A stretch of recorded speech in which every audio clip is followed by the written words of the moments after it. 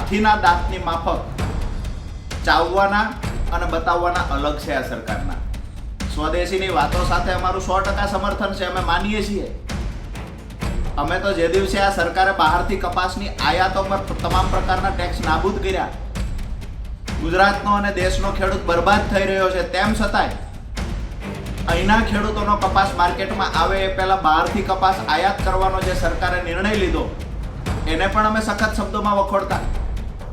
આજે સ્વદેશીની વાતો જ્યારે ગુજરાત સરકારે કરી છે ત્યારે ગુજરાત સરકારને કહીએ છીએ કે સ્વદેશીની વાતો કરો છો, આ દેશના ખેડૂતનો કપાસ પડ્યો છે, બજારમાં આવ્યો છે, વિદેશથી સસ્તો કપાસ આયાત કરવાની મહેરબાની કરી બંધ કરો.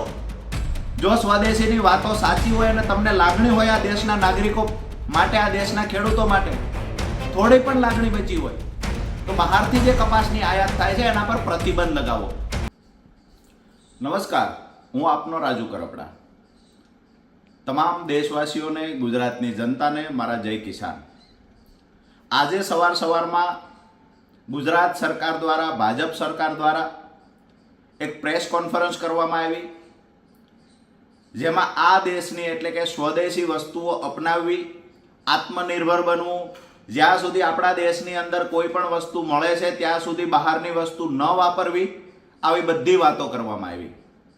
ક્યાંક ને ક્યાંક મને એવું લાગે છે કે હાથીના દાંતની માફક ચાવવાના અને બતાવવાના અલગ છે આ સરકારના. સ્વદેશીની વાતો સાથે અમારું 100% સમર્થન છે, અમે માનીએ છીએ. અમે તો જે દિવસે આ સરકારે બહારથી કપાસની આયાતો પર તમામ પ્રકારના ટેક્સ નાબૂદ કર્યા, ગુજરાતનો અને દેશનો ખેડૂત બરબાદ થઈ રહ્યો છે, તેમ છતાંય અહીંના ખેડૂતોનો કપાસ માર્કેટમાં આવે એ પહેલા બહારથી કપાસ આયાત કરવાનો જે સરકારે નિર્ણય લીધો એને પણ અમે સખત શબ્દોમાં વખોડતા. આજે સ્વદેશીની વાતો જ્યારે ગુજરાત સરકારે કરી છે ત્યારે ગુજરાત સરકારને કહીએ છીએ કે સ્વદેશીની વાતો કરો છો, આ દેશના ખેડૂતનો કપાસ પડ્યો છે, બજારમાં આવ્યો છે, વિદેશથી સસ્તો કપાસ આયાત કરવાની મહેરબાની કરી બંધ કરો.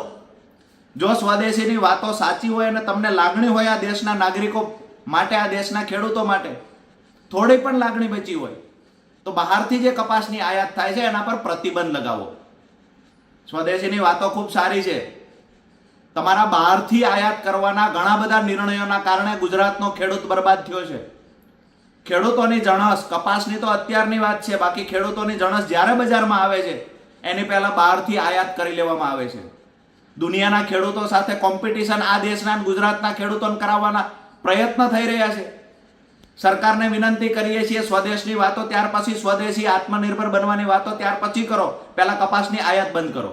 નંબર 2, તમે સવારે જાગો છો ત્યારથી લઈ તમે જે સૂટ પહેરો છો, જે તમારા બૂટ પહેરો છો, એ કઈ કંપનીના છે? તમે જે ફોર્ચ્યુનર ગાડીમાં ફરો છો એ કઈ કંપનીના છે? જાપાનીઝ કંપનીની ગાડીઓ તમે વાપરો છો. તમારા હાથમાં પહેરી રહેલી ઘડિયાળો પણ રાજકોટના એક સાંસદ છોડી દે છે, બધા ભાજપના નેતાઓએ છોડી દીધું છે. તમારા સૂટની કંપની કઈ છે, તમારા બૂટની કંપની કઈ છે, તમારી ઘડિયાળની કંપની કઈ છે? તમે વાપરો છો આઈફોન મોબાઈલ, આ કઈ કંપનીનો છે? ક્યાંની કંપની છે? ભારતમાં બનાવટ થાય છે. દેશના લોકોની બનાવટ કરવાનું બંધ કરો. આત્મનિર્ભરની વાત સાથે અમે 100% સમર્થન આપીએ છીએ, પરંતુ હાથીના ચાવવાના અને બતાવવાના અલગ હોય એમાં સરકારની નિયતમાં અને ખોટ છે. પહેલી વાત અમારી એ છે કે બહારથી આયાત થતી તમામ પ્રકારની જણસો બંધ કરવામાં આવે. ખેડૂતો જે ઉત્પાદન કરે છે એ જણસના પૂરતા ભાવ મળે આવી વ્યવસ્થા સરકાર ઊભી કરે, ત્યાર પછી આત્મનિર્ભર અને સ્વદેશી અપનાવવાની વાતો કરે. નાહકના નાટકો થઈ રહ્યા છે જેનો અમે સખત શબ્દોમાં વિરોધ કરીએ છીએ, બાકી આત્મનિર્ભર બનવાની, સ્વદેશી અપનાવવાની વાતનું સમર્થન કરીએ છીએ. આભાર. નમસ્કાર, હું આપનો રાજુ કરપડા. તમામ દેશવાસીઓને, ગુજરાતની જનતાને મારા જય કિસાન. આજે સવારમાં ગુજરાત સરકાર દ્વારા, ભાજપ સરકાર દ્વારા એક પ્રેસ કોન્ફરન્સ કરવામાં આવી, જેમાં આ દેશની એટલે કે સ્વદેશી વસ્તુઓ અપનાવવી, આત્મનિર્ભર બનવું, જ્યાં સુધી આપણા દેશની અંદર કોઈ પણ વસ્તુ મળે છે ત્યાં સુધી બહારની વસ્તુ ન વાપરવી, આવી બધી વાતો કરવામાં આવી. ક્યાંક ને ક્યાંક મને એવું લાગે છે કે હાથીના દાંતની માફક ચાવવાના અને બતાવવાના અલગ છે આ સરકારના. સ્વદેશીની વાતો સાથે અમારું 100% સમર્થન છે, અમે માનીએ છીએ. અમે તો જે દિવસે આ સરકારે બહારથી કપાસની આયાતો પર તમામ પ્રકારના ટેક્સ નાબૂદ કર્યા, ગુજરાતનો અને દેશનો ખેડૂત બરબાદ થઈ રહ્યો છે, તેમ છતાંય અહીંના ખેડૂતોનો કપાસ માર્કેટમાં આવે એ પહેલા બહારથી કપાસ આયાત કરવાનો જે સરકારે નિર્ણય લીધો એને પણ અમે સખત શબ્દોમાં વખોડતા. આજે સ્વદેશીની વાતો જ્યારે ગુજરાત સરકારે કરી છે ત્યારે ગુજરાત સરકારને કહીએ છીએ કે સ્વદેશીની વાતો કરો છો, આ દેશના ખેડૂતનો કપાસ પડ્યો છે, બજારમાં આવ્યો છે, વિદેશથી સસ્તો કપાસ આયાત કરવાની મહેરબાની કરી બંધ કરો.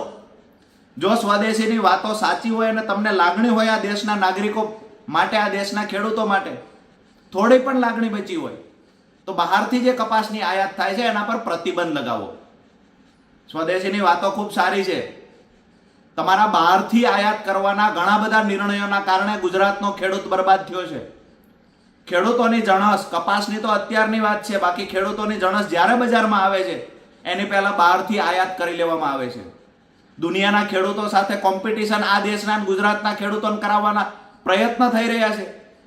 સરકારને વિનંતી કરીએ છીએ, સ્વદેશની વાતો ત્યાર પછી, સ્વદેશી આત્મનિર્ભર બનવાની વાતો ત્યાર પછી કરો, પહેલા કપાસની આયાત બંધ કરો.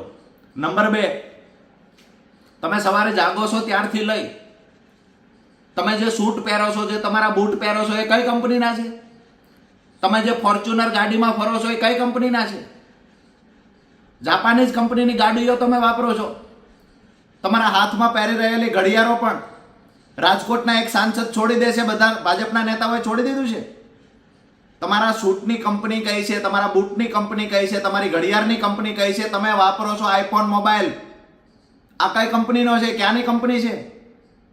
ભારતમાં બનાવટ થાય છે. દેશના લોકોની બનાવટ કરવાનું બંધ કરો. આત્મનિર્ભરની વાત સાથે અમે 100% સમર્થન આપીએ છીએ, પરંતુ હાથીના ચાવવાના અને બતાવવાના અલગ હોય એમાં સરકારની નિયતમાં અને ખોટ છે. પહેલી વાત અમારી એ છે કે બહારથી આયાત થતી તમામ પ્રકારની જણસો બંધ કરવામાં આવે. ખેડૂતો જે ઉત્પાદન કરે છે એ જણસના પૂરતા ભાવ મળે આવી વ્યવસ્થા સરકાર ઊભી કરે, ત્યાર પછી આત્મનિર્ભર અને સ્વદેશી અપનાવવાની વાતો કરે. નાહકના નાટકો થઈ રહ્યા છે જેનો અમે સખત શબ્દોમાં વિરોધ કરીએ છીએ. બાકી આત્મનિર્ભર બનવાની, સ્વદેશી અપનાવવાની વાતનું સમર્થન કરીએ છીએ. આભાર.